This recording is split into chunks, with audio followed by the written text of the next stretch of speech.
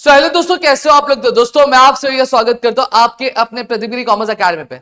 दोस्तों यहाँ पे अगर हम बात करें तो कल के दिन हमारा ओसीएम का पेपर है, लेकिन यहाँ पे अगर मैं बात करूं तो कुछ हमारे दोस्त ऐसे भी होंगे जिनका अभी तक कुछ भी पढ़ के नहीं हुआ रहेगा। अब यहाँ पे अगर आपका कुछ भी नहीं पढ़ के हुआ है तो आपको ऐसी कौन सी चीजें जो आपको फॉलो करनी चाहिए, जो आपको लास्ट टाइम पे करनी चाहिए, जो आपको पास करा सकती है या फिर एक मार्क्स स्कोर करने में आपकी हेल्प कर सकती है। इन चीजों के बारे में आज की वीडियो में हम बात करने वाले हैं दोस्तों। तो चलिए एक एक करके शुरुआत करते हो, समझने की कोशिश करते हैं। साथ ही साथ दोस्तों मैं आपको बता दूं, अगर आप चाहते हो कि इसके बाद जो है मेरी आपकी केस स्टडी की वीडियो आए, साथ ही साथ अगर मैं बात करूं आपकी जस्टिफाई द फॉलोइंग स्टेटमेंट के लिए भी मैं एक वीडियो बनाऊं, तो प्लीज मुझे कमेंट सेक्शन में कमेंट करके जरूर बता देना, तो जिससे मुझे भी एक आइडिया आएगा और मैं आपके लिए चीजें लेकर हाजिर हो जाऊंगा। सबसे पहली चीज अगर मैं बात करूं तो मैं पेपर पैटर्न की बात कर लेता हूं, फिर उसके बाद एक एक करके यहाँ पे बात करूंगा। ठीक है, अब यहाँ पे अगर बात करूं तो हमारे पास इतना टाइम नहीं बचा है कि हम पूरा का पूरा सिलेबस कवर करने बैठे या फिर करते बैठे। तो हम यहाँ पे क्या करेंगे, हम यहाँ पे थोड़ा सा स्ट्रैटेजी वाइज आएंगे, थोड़ा सा आइडिया वाइज आएंगे, थोड़ा सा कम करके कैसे हम ज्यादा स्कोर कर सकते हैं, इन चीजों के बारे में हम बात करेंगे। सबसे पहली चीज अगर मैं बात करूं तो देखो ये हमारा पूरा ऑब्जेक्टिव वाला पार्ट है। क्या है हमारा ऑब्जेक्टिव वाला पार्ट। अब यहाँ पे मेरी आपसे हाथ जोड़ के विनती रहेगी, कृपया करके आप टेक्स्ट बुक के पीछे जितने भी ऑब्जेक्टिव्स दिए प्लीज उन ऑब्जेक्टिव्स को पढ़ लेना। उन ऑब्जेक्टिव्स को आपको कवर करना पहला टारगेट होना चाहिए। जितने भी ऑब्जेक्टिव्स दिए, चाहे वो एमसीक्यूज हो गए, चाहे ट्रू और फॉल्स हो गया, चाहे आपका आंसर इन वन सेंटेंस हो गया, चाहे find the odd man out हो गया, ये सारी चीजें आपको क्या कवर क्या कर लेनी चाहिए। क्यों? क्योंकि अगर आप सिर्फ ये भी कर लेते हैं तो आप आराम से 20 जो है स्कोर कर सकते हैं, अगर आप सिर्फ ऑब्जेक्टिव्स पूरा कंप्लीट कर लेते हो तो भी। ठीक है, पहला जो रहना चाहिए वो आपका क्या होना चाहिए, ऑब्जेक्टिव्स होना चाहिए। फिर उसके बाद अब यहां पे अगर मैं बात करूं, यहां पे अगर मैं बात करूं तो आपको क्या करना है। अब आपको देखो केस स्टडी जितनी भी आपके टेक्स्ट बुक के पीछे जितनी भी केस स्टडी दी है उसको सिर्फ एक नजर से घुमा लो, उसको एक बार रीड कर लो, एक दो बार रीड कर लो, तो आपका एक केस स्टडी वाला भी मैटर क्लियर हो जाएगा। अब यहां पे मैं डिस्टिंग्विश की बात करता हूं। कल मैंने एक एनालिसिस बनाया था जहां पे मैंने आपको ये चीज समझाई थी कि जब मैंने पेपर पैटर्न समझा, मैंने पेपर पैटर्न वाली चीजें देखी, तो मुझे क्या देखने समझ में आया कि मार्च 2022 से देखते हैं।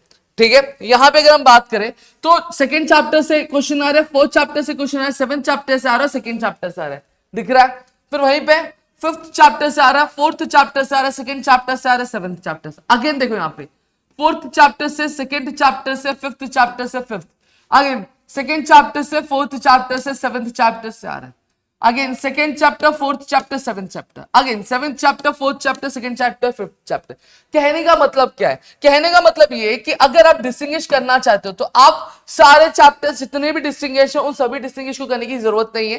ठीक है, तो आप क्या कर सकते हो, आप फोर्थ चैप्टर का डिस्टिंग्विश कवर कर लो, एक फोर्थ चैप्टर का डिस्टिंग्विश कर लो, एक सेकंड चैप्टर का और एक सेवंथ चैप्टर का, ये तीन चैप्टर का डिस्टिंग्विश कर लो। अब सेवंथ चैप्टर में भी अगर मैं बात करूं तो आपका वो वाला है ना, डिस्ट्रिक्ट कमीशन वाला, स्टेट कमीशन वाला, नेशनल कमीशन वाला, वो कर लेना। क्यों कर लेना मालूम है क्या? क्योंकि जितने भी एग्जामिनेशन हो उनमें से एक क्वेश्चन तो फिक्स बन के आया है, तो हम यहाँ पे ये भी एक आशा लगा सकते हैं कि इस साल भी हमें इस पर्टिकुलर चैप्टर से एक पर्टिकुलर डिस्टिंग्विश वो वाला आ सकता है जहां पे डिस्ट्रिक्ट कमीशन, नेशनल कमीशन आ सकता है।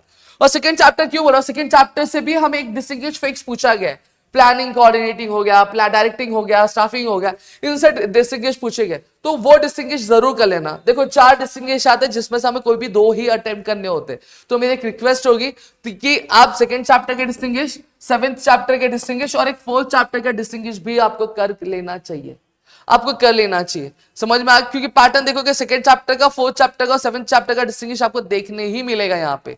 समझ में आया? नेक्स्ट अब यहाँ पे बात करते हैं। अब यहां पे लास्ट वाले क्वेश्चन की बात करता हूं। अब लास्ट वाले क्वेश्चन की अगर मैं बात करूं तो अब आपको चैप्टर्स में किस पे फोकस करना चाहिए। चैप्टर्स पे अगर मैं बात करूं तो आपका फोर्थ चैप्टर और आपका जो एट्थ चैप्टर है, ये 2 चैप्टर्स आपके मेजर फोकस होने चाहिए। क्यों बोल रहा हूं? क्योंकि देखो मेजर फोकस इसलिए मैं बोल रहा हूं कि 20 मार्क्स का आपका वेटेज किसका है, 8 चैप्टर का है, 27 मार्क्स इसका है, तो आराम से 47 का वेटेज तो यही अकेला लेकर आ रहा है, 47 का अकेला यही लेके आया। अब ये 2 चैप्टर्स अगर आपके हो जाते हैं, इसके बाद आपको फर्स्ट चैप्टर पे फोकस करना चाहिए। फर्स्ट चैप्टर क्यों बोलो, सेकंड चैप्टर क्यों नहीं बोलो? फर्स्ट चैप्टर कंपैरेटिवली आपने कुछ ना कुछ पढ़ा होगा, उसमें टॉपिक्स भी इजी है, आपने कवर भी किया होगा, तो आप ये कर सकते हो। तो आपका पहला टारगेट होना चाहिए 8 चैप्टर आप कवर कर लो, 8 चैप्टर कवर कर लो, फोर्थ चैप्टर कवर कर लो, फर्स्ट चैप्टर कर लो, इसके बाद 7th चैप्टर अगर हो जाए तो वो भी कर लेना। तो ये 4 चैप्टर का पहला टारगेट बना के रख लेना है आपको। समझ में आ गया? यह चीज मैंने आपको बता दी। देखो समझ में आया? तो सबसे पहली चीज आपको आज क्या कर लेना है, आपको सबसे पहले ऑब्जेक्टिव्स जितने भी आपके टेक्स्ट बुक के जितने भी ऑब्जेक्टिव्स आपके टेक्स्ट बुक के वो पहले आपको कवर कर लेनी है। वो कवर करने के बाद फिर उसके बाद आपका जो टारगेट होना चाहिए वो क्या होना चाहिए, केस स्टडी होना चाहिए। केस स्टडी कवर कर लिया, ये 2 चीज कवर करने, फिर डिस्टिंग्विश पे जाना है। डिस्टिंग्विश पे बताया सेकंड चैप्टर का डिस्टिंग्विश करो, फोर्थ चैप्टर का करो, सेवंथ चैप्टर का करो। अगर ये 3 चैप्टर के डिस्टिंग्विश हो जाते हैं अच्छे तरीके से, फिर उसके बाद 5th चैप्टर के लिए जाना। समझ में आया? लेकिन सेकंड, फोर्थ और 7th के डिस्टिंग्विश को बहुत पहला प्रायोर देना। फिर लॉन्ग आंसर के लिए आपका 8 मार्क्स की क्वेश्चन के लिए क्या 4th चैप्टर और 8th चैप्टर पहले से कवर कर लेना। क्या 4th चैप्टर और 8th चैप्टर कवर करना है।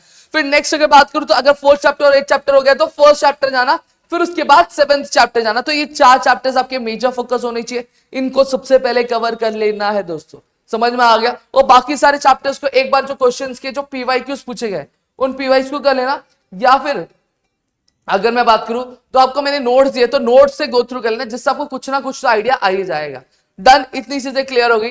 अब मेरी जो अगली वीडियो आएगी वो आएगी आपके 3 चैप्टर्स जो मेरा रिवाइज करना बाकी है, that is 8th chapter, 6th chapter और आपका 2nd चैप्टर। ये 3 चैप्टर्स पे मेरी 1 शॉट वीडियोस के आने वाली है। तो फटाफट से नीचे लाइक, सब्सक्राइब और कमेंट नहीं किया तो प्यारा से कमेंट जरूर कर दिया। मिलते हैं अगली वीडियो में, तब तक के लिए घर पे रहो सुरक्षित, अपना ध्यान रखना दोस्तों। जय हिंद दोस्तों।